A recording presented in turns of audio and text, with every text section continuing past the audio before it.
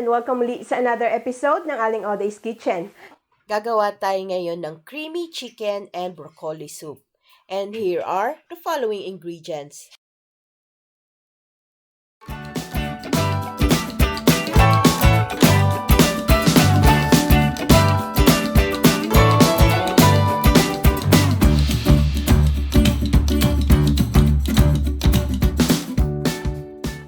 Ang ating first step, magpe-preheat lang tayo ng pan at i-melt natin yung butter.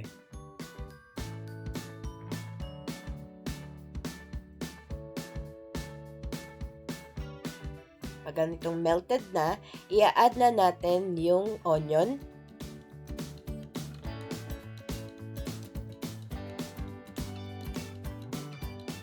at garlic. Isusutay lang natin to hanggang maging soft and translucent yung ating onion.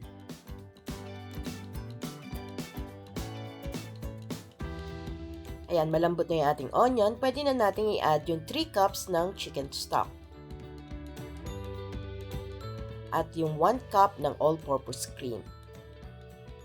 Simutin lang natin para hindi masayang. And haluin lang natin.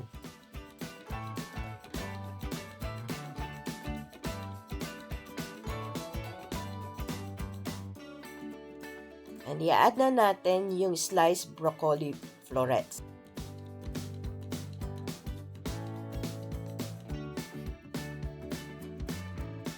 You can also add 1 piece of chicken cube as an optional ingredient.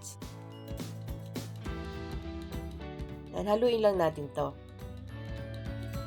We will leave this to simmer for 10 to 15 minutes on low heat. After 10 to 15 minutes, pwede na natin i-add yung shredded boiled chicken. Mix it well.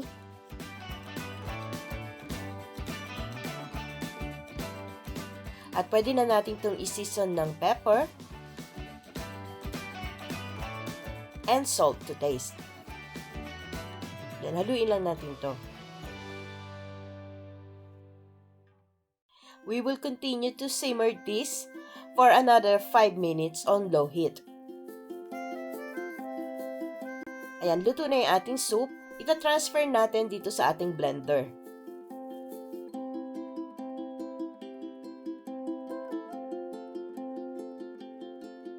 Ibe-blend natin to hanggang maging smooth.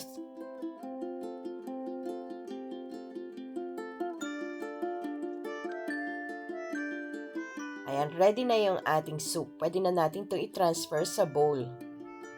Ayan, i-transfer ko na sa bowl. Pwede na natin ilagyan ng grated cheddar cheese as toppings.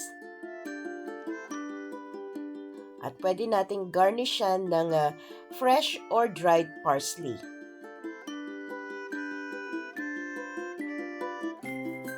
And there you have it, our creamy chicken and broccoli soup. Sana magustuhan nyo itong recipe na ito and share it with your friends. Don't forget to give us a thumbs up and subscribe to my channel. Ako po si Aling Oday. Magkita-kita ulit tayo sa aking susunod na video. Salamat! Bye! Please follow me on my Facebook page, Twitter, and Instagram.